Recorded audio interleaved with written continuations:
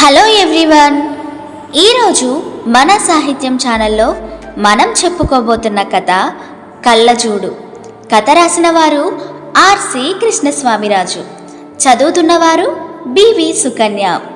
ఓ ఆశ్రమంలో ప్రతి పౌర్ణమి రోజున సత్సంగం జరుగుతుంది.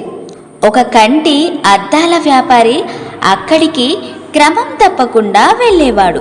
సత్సంగం పూర్తి అయ్యాక అక్కడ ఉండే పుస్తకాల అంగడి ముందర చాలాసేపు నిలబడేవాడు.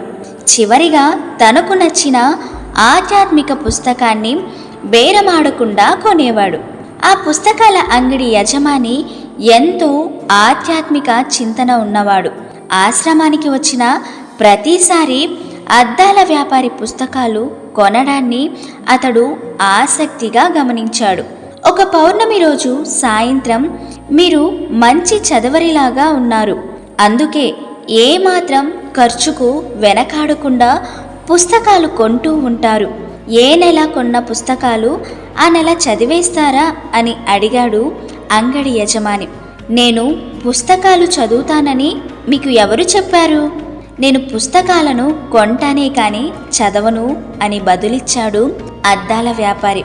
అందుకు అంగడి యజమాని ఎందుకలా చేస్తారు అని ఆశ్చర్యంగా అడిగాడు.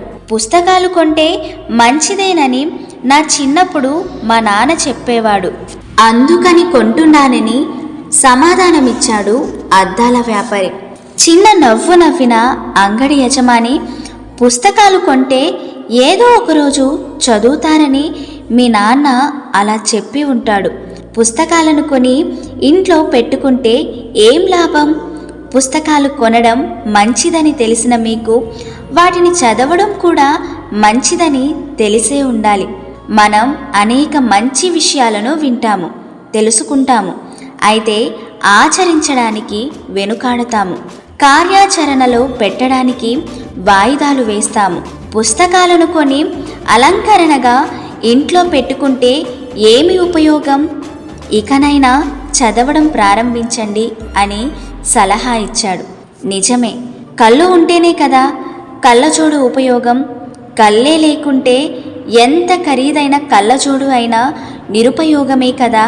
కాబట్టి కొన్న పుస్తకాలన్నిటినీ చదవడం ప్రారంభిద్దాం అని తలుస్తూ అక్కడి నుంచి కదిలాడు కంటి అద్దాల వ్యాపారి. సో ఫ్రెండ్స్, విన్నారు కదా కళ్ళజోడు కథ. మీకు నచ్చిందనే అనుకుంటున్నా. మరొకసారి మర్చిపోయి ఉంటే మన సాహిత్యం ఛానల్ని సబ్స్క్రైబ్ చేసుకొని కళ్ళజోడు కథని 10 మందికి షేర్ చేస్తారని కోరుకుంటున్నాము. సో ప్లీజ్ సబ్స్క్రైబ్ చేసుకోండి.